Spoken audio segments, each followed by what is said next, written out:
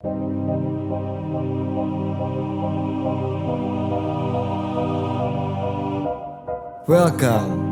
to Joglo Stories. Nah, tiba-tiba aku kesedot kayak ke alam lain. Alam lainnya itu merah, didominasi merah sama hitam. Terus aku kayak di sana tuh gimana ya? Kayak berusaha ada yang mau ngebunuh gitu. Terus emang aku dibawa ke kamarnya neneknya yang dimana ada lukisan Kanjeng Roro Kidul ya, katanya dipencet lah sebelah rahim aku berarti. Nah pas dipencet tiba-tiba aku teriak kesakitan terus keluar suara cewek yang put. Mbak Pun. Oke, bismillahirrahmanirrahim. Assalamualaikum warahmatullahi wabarakatuh. Bertemu lagi bersama saya Mang Dudung ya. Seperti biasa, saya di sini sebagai host dari Joglo Stories yang sempat saya katakan juga ya, saya akan menemani seorang narasumber yang mempunyai cerita pengalaman horor dan untuk bercerita di sini ya.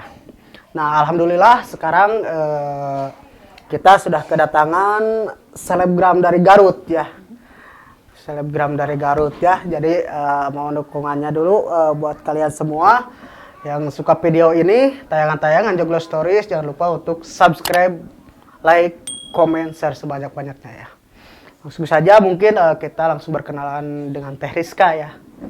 Selamat malam Teh Rizka. Ya. Selamat malam juga. Terima kasih nih udah hadir di channel kami ya di Joglo Stories ini. Nah di kesempatan ini mungkin banyak orang yang ada yang belum tahu juga ya tentang Teh Rizka. Boleh perkenalkan diri dulu. Halo, nama aku Rizka Paujia. Sekarang umur aku 25 tahun ya, kelahiran anak 97 tapi tetap masih awet muda kan. Siap. Aja sih Siap. Kayak jangan lupa nanti kalau sempat main IG mampir ke Instagram aku ya di Rizka Paujia 01. Makasih. Nanti ada di bawah ya kalau mau. Nah, di kesempatan kali ini ya di channel Joglo Stories ini kan seperti biasa kita mengangkat cerita-cerita pengalaman yang dialami oleh seorang narasumber nih. Nah, sebelum lanjut ke cerita saya ingin tahu dulu kegiatan sehari-hari Teh Rizka. Kalau sekarang fokus kerja. Aku kerja di sekolah bagian tata usaha. Terus kegiatan sehari-hari aku selain kerja nge-gym, terus ikut karate juga sekarang. Ikut karate ya, juga. Jadi banyak olahraga biar jiwa dan fisiknya kuat. Oke, sip, mantap. Nah, mungkin lanjut untuk cerita pengalaman horornya mungkin tadi yang sempat saya dengar sebentar sih pernah juga dalam suatu acara mungkin ya ke Sukabumi kalau nggak salah ya tadi teh. Ke Sukabumi ke Goa Siluman. Iya. Nah, sebelum ke situ mungkin bisa diceritakan dulu. Jadi kenapa aku bisa ke Goa Siluman itu karena ada acara dari sekolah ya. Acara sekolah, gathering, kebetulan camping gitu di Sukabumi.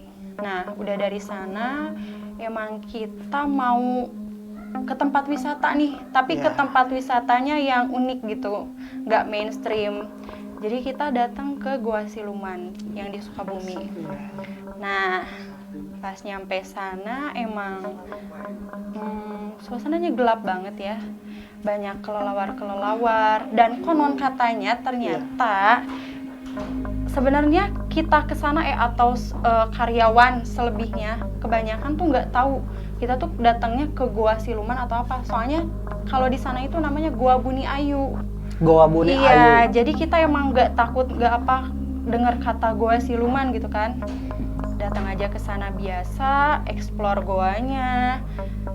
Sempet foto-foto, bikin video juga. Nggak ada keanehan sih selama di sana. Oh, nggak ada. Nggak ada keanehan sama sekali. Cuman yang jadi anehnya itu pas pulang dari sana gitu. Pulang dari sana? Iya, yang ngalaminnya aku. Orang lain enggak. Orang lain enggak, yang ngalaminnya aku. Seperti apa tuh? Pas pulang dari sana, aku tidur. Emang sebelumnya emang aku sempet suka diganggu sama yang makhluk astral seperti itu lah. astral ya. Nah, pas pulang dari sana emang tidur juga. Sebenarnya belum sempet tertidur pulas, enggak. Kayak baru sekitar 5 menit terbahan. Tiba-tiba udah emang ada feeling, wah ini nggak benar nih. Ini udah kayak mau ditarik ke alam bawah sadar yang lain gitu. Jadi emang kalau diganggu kayak gitu udah ada feeling ke kitanya, wah ini nggak benar nih, ini udah mau ditarik nih kita.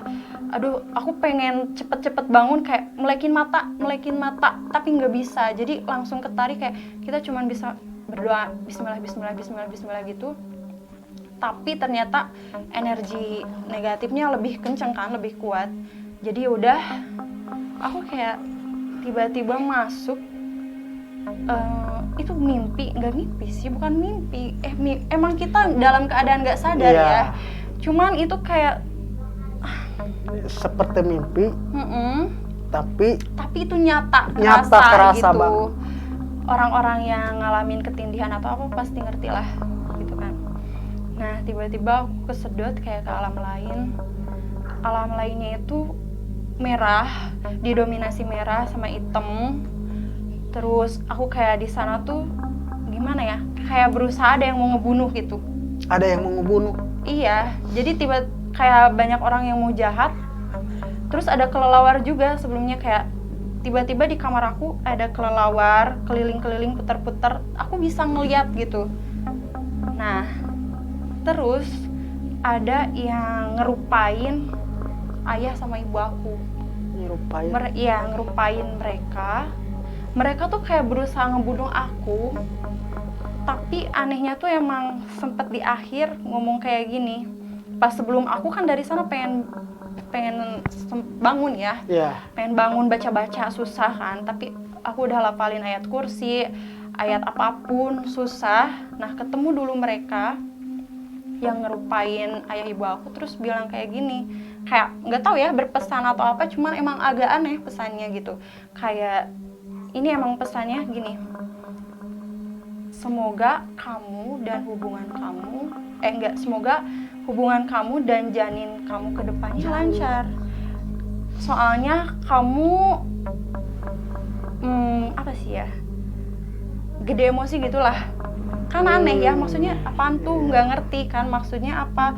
Tapi udah dari sana kayak udah deket-deket kan mereka kayak ngasih pesan gitu ke aku. Akhirnya aku bisa bangun sambil baca-baca. Ada yang ngedampingin juga, kayak ada suara suara laki-laki dewasa maaf, kayak ngebimbing bacaan apa gitu, dibantu sama dia. Akhirnya aku bisa bangun lagi, kesadar. Kan nggak ngerti ya maksudnya pesan apa, janin kok janin gitu, emang aku hamil kan enggak gitu. Nikah aja belum. Iya, nikah aja belum gitu. Emang sempet aneh dari sana. Nah, akhirnya udah bisa bangun. Itu tuh kebangun sekitar jam 2:30 sore. 2:30 pagi maksud aku. 2:30 pagi. Nah, aku karena takut, kebetulan kamar aku di atas, ya udah aku pindah ke bawah. Pindah ke sofa aja deh tidurnya. Nah, dari sana kan tenang. Terus udah subuh aku sholat biasa sholat. Nggak ada keanehan lagi. Tapi sudah sholat emang aku punya kebiasaan buruk ya, kayak pengen tidur lagi. Pengen tidur lagi sebentar sebelum memulai aktivitas kembali. Nah, aku tidur lagi padahal berarti belum tertidur pulas ya. Baru mau merem beberapa menit, tiba-tiba aku kayak mau kesedot lagi nih. Tiba-tiba ada yang mau nimpah energi apa ya, ada yang mau masuk gitu. Ada yang mau masuk. Mau masuknya tekanannya gede banget, tapi aku berusaha kayak, wah ini nggak bener nih. Aku takutnya udah ada feeling, wah ini aku kayaknya mau kemasukan. Nah, dari situ aku berusaha nahan juga, baca-baca ayat kursi terus-terusan. Alhamdulillah dari situ aku bisa kelepas lagi. Nggak jadi kan si makhluk yang anehnya nggak masuk. Nah, aku langsung udah bangun, aku langsung kayak keluar kamar. Kebetulan alhamdulillah masih ada ayah aku kan, baru beres sholat beliau. Nah, baru beres sholat, lagi zikir. aku cerita kayak aku, wah ayah ini nggak benar gitu, aku pengen ke yang bisa gitu, ke orang bisa, soalnya aku takutnya jadi gimana nih. Iya, ngepek Soalnya lah, ya. aku mau kemasukan nih, tapi untung masih bisa aku tahan, tapi nggak tahu kan kedepannya gimana. Nah pas denger itu ayah aku lanjut zikir, tiba-tiba selang beberapa menit kayak nggak tahu ya, mungkin basicnya beliau itu bisa apa enggak, tapi emang ada keturunan dari ayah gitu yang bisa. Nah beliau zikir, terus tiba-tiba kayak beliau tuh kan lagi zikir gini ya, bersila gitu kan. Iya.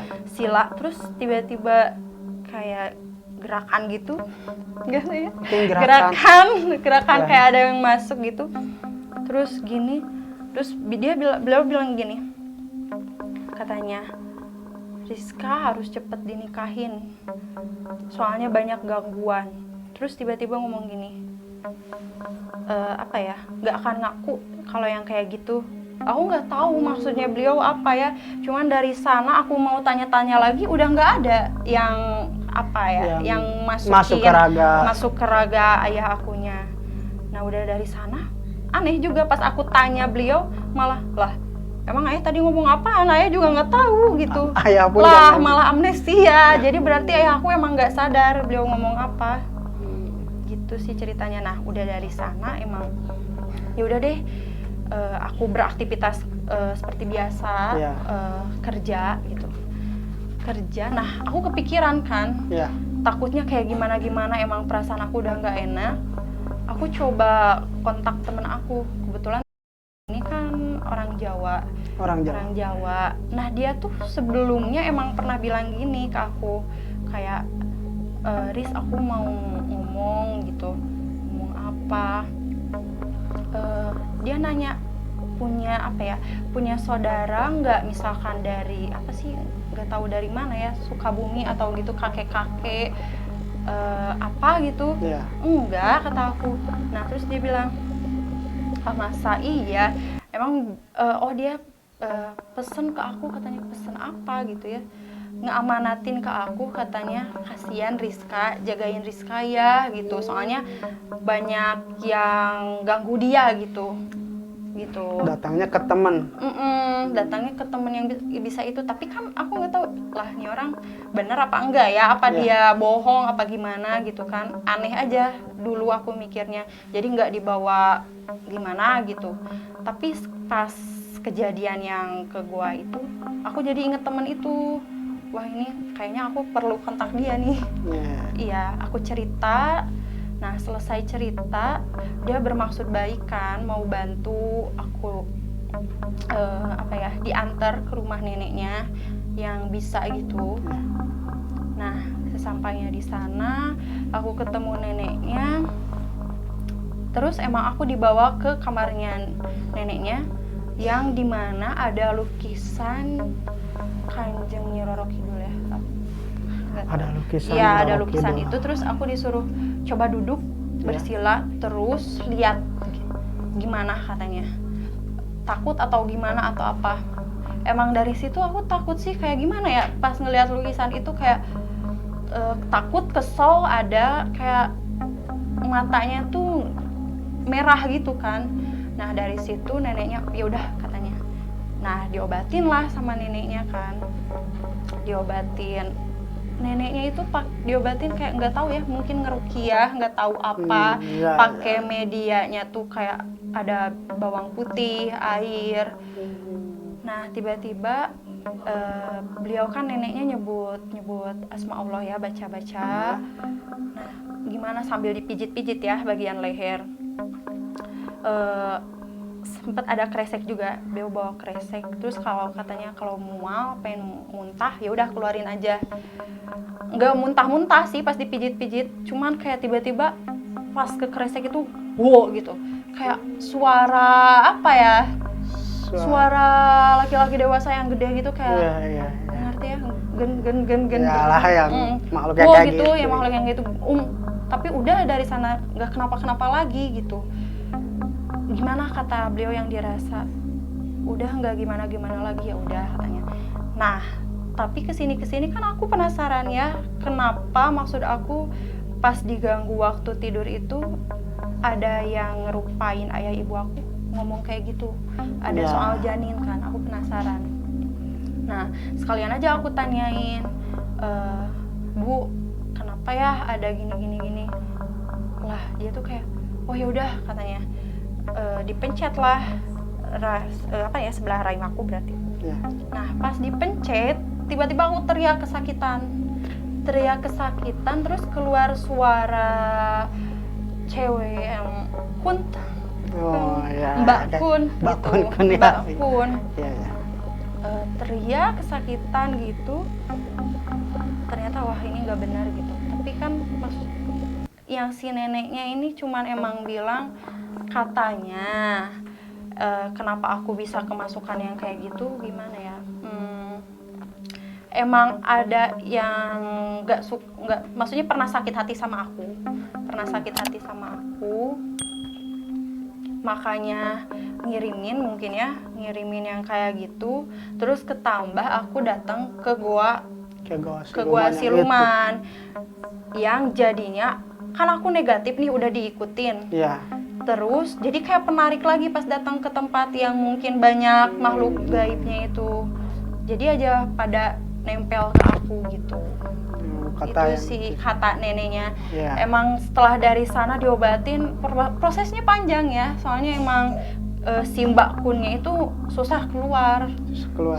Tapi itu aku kemasukan, tapi dalam keadaan sadar kayak gimana ya? Aku malah bilang gini ke teman aku, kan diantar sama teman aku itu, kayak sebenarnya sebelumnya aku nggak percaya sama hal-hal yang gaib kayak gitu. Nggak, maksudnya bukan nggak percaya, tapi aku percaya ada hal gaib. Cuman kayak misalkan suka mikir lah, emang bener gitu kalau misalkan ada yang kayak gitu emang bener. Nah makanya kayak pas aku lagi kemasukan gitu, kayak aku masih bisa ke temen aku, video dong, malah bisa gitu. Ada videonya di aku, Ada video video. dong gitu. Dan ternyata bener, tapi aku masih kemasukan, tapi aku sadar. Kan aneh, sebenarnya kan kebanyakan orang kalau kemasukan mereka nggak sadar ya, Iya. tapi aku sadar. Terus Terus katanya emang kenapa aku masih bisa sadar karena udah nempel sama raga aku gitu. udah nempel Sama raga aku, jadi aku bisa sadar gitu pas kemasukannya, konon katanya gitu. Nah lepas dari sana emang neneknya nyaranin kayak buat menetralisirnya, masih ada proses yang sebenarnya harus aku sediain, kayak ayam cemani hitam, apa sih, terus kelapa gitu kan, kelapa muda apa? Iya, kelapa hijau, terus kayak telur angsa gitu sebagai medianya biar menetralisir gitu. Entah ada yang mau jahat atau apa. Ya. Nah itu perlu ketiga media itu. Tapi setelah dipikir-pikir gitu ya, pulang ke rumah aku cerita ke ayah ibu aku, terutama ayah aku, kayak emang beliau nggak setuju gitu. Nggak setujunya apa sih musyrik gitu maksudnya. Ya udah kalau kayak gitu Ya, kita cukup pasrahin aja ke Allah gitu, minta kesembuhan buat diri kita sendiri. Jangan sampai ngelakuin hal musyrik kayak gitu, harus nyediain ayam hitam gitu. Takutnya kan emang nggak jatuhnya musyrik, terus emang itu kayak apa ya, identiknya menurut beliau tuh ilmu hitam, takutnya gitu. Iya, ada ketakutan juga dari orang tua ya. Iya, jadi emang nggak dilakuin deh dari sana. Cuman emang kesini kayak tetap diganggu, tapi emang rutinitas kayaknya dari kecil gitu. Pas tidur, pokoknya kalau pas tidur lampu dimatiin pasti diganggu. Iya, jadi selama aku tidur aku nggak pernah matiin lampu. Iya, soalnya pasti diganggu. Tapi ternyata dalam keadaan lampu nyala juga, kalau emang diganggu ya tetap diganggu. Tetap gitu. ada aja gangguannya. Iya, tetap diganggu. Kayak diganggunya tuh apa ya, ketindihan ya, mungkin bagi sebagian orang yang tahu ketindihan. Tapi kayak ini lebih ke ada yang nyekik gitu, berusaha nyekik. Yang berusaha. Iya, berusaha nyekik atau enggak apa ya, ada yang bercakap-cakap gitu kan. Iya. Terus ya gitulah, aneh sih. Aneh, aku sendiri sebenarnya nggak percaya hal yang kayak gitu, tapi di alam bawah sadar aku diganggu. Tapi pas dalam keadaan sadar aku nggak pernah kayak ngelihat makhluk gaib gitu secara sadar gitu kan, nggak. Tapi diganggunya pas di bawah sadar gitu. Nah, pernah suatu waktu diganggu gitu kan, seperti biasa diganggu mulu. Pas subuhnya kayak gimana ya, pas dalam keadaan diganggu kayak, duh ini nanti harus ke yang bisa nih, harus ke yang bisa, tapi ketahan mulu. Pas keadaan sadar, oh ya udah deh nggak apa-apa gitu. Jadi kayak gimana ya, sering diganggu. Tapi pas udah bangun sadar, ya udah deh mungkin itu hal biasa atau gimana ya. Ya masa aku harus kayak ke orang yang bisa gitu kan. Kayak itu sugesti kali ya atau apa gitu kan. Tapi pas waktu itu kayak aku pernah bangun subuh langsung lari-lari, kayak nggak lari, pas bangun subuh langsung keluar rumah, datang ke masjid yang ada ustadznya. Aku cerita ke ustadznya sambil ketakutan gitu ya, Ustadz ini aku sering diganggu nih pas tidur kayak gini-gini, dan akhirnya beliau kasih bacaan aja gitu. Jadi nggak dijelasin secara spesifik kenapa aku bisa diganggu, nggak, cuma dikasih bacaan aja, surat-surat biar aku nggak diganggu kayak gitu. Cuman yang namanya manusia kan ya, kayak udah dikasih kayak misalkan obat tapi ternyata suka kelupaan atau apa, jadi lupa lagi bacaannya bacaan apa gitu. Tapi sebenarnya aku rutin loh sebelum tidur kayak baca dulu doa ya, baca doa sebelum tidur, baca ayat kursi, baca al-ikhlas, palak gitu kan, al-palak. Cuman tetap masih diganggu gitu. Tetap masih diganggu sih. Sampai sekarang. Tapi emang nggak terlalu sering. Nah, kalau boleh tahu waktu kejadian di Sukabumi ya, itu tahun berapa sih? Itu tahun kemarin. Berarti itu masih baru ya? Iya, masih baru, masih anget-angetnya. Masih anget-angetnya juga ya, baru setahun ada? Ada setahun ke belakang. Dan di bulan September ini loh. Oh, di bulan September ini? Di bulan September ulang tahun ini. berarti. Pengalaman aja ulang tahunnya. Nah, selain itu ada gak gangguan-gangguan lain yang seperti ngefek ke badan yang sering kalau gimana? ngefek ke badan sih sebenarnya paling suka apa ya? Suka pegel aja. Pegel di bagian pundak, di bagian leher, atau enggak kalau misalkan ngomongin yang kayak gitu suka jadi linglung. Atau enggak emang aku orangnya kan gimana ya, introvert. Sebenarnya bisa bersosialisasi, cuman emang sukanya sendiri gitu kan. Sendiri ya. Di home. Enggak, indie home. Di home. Indie home. Ya. Berarti suka menyendiri aja gitu. Suka menyendiri. Suka larut dalam pikiran aku sendiri. Tiba-tiba blank, padahal menurut orang lain kayak misalkan, "Riz, fokus dong," gitu. Iya, fokus kok, cuman emang larut aja dalam pikiran aku. Seneng aja, kayak disangkanya ngelamun atau apa, tapi emang aku orangnya gitu. Karena sering itu juga ya, ngefek, jarang mungkin. yang efek dari itu. Iya, mungkin ngefek, tapi emang masih misteri ya kenapa ngomongin soal janin kayak gitu. Tapi kalau sempat berobat kemana aja?